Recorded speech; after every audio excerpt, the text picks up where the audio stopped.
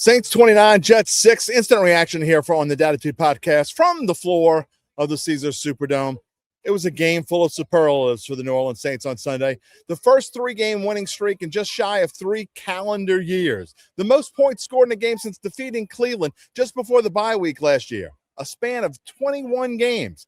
Cameron Jordan collected 2 sacks on Sunday, which made him the team's all-time leader, passing a member of black and gold royalty, Ricky Jackson, with his 130th sack of his longtime career. In all, the Saints collected 8 sacks against Jets quarterback Brady Cook, the first time they had that many in one game since December of 2024, and just the third time since 2020.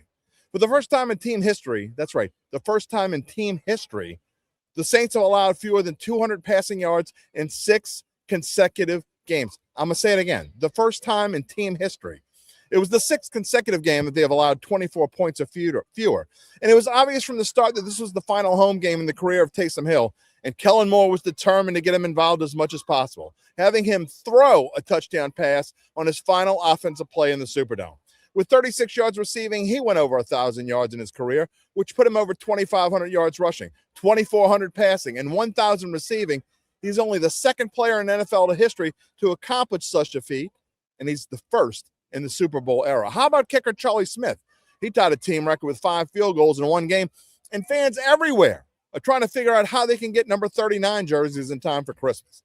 And then there's Tyler Shuck, who took another step towards cementing his status as the quarterback of the future, and certainly the quarterback of 2026. With his 308 yards passing on Sunday, he became the first to throw for more than 300 since Derek Carr did it 2 full years ago.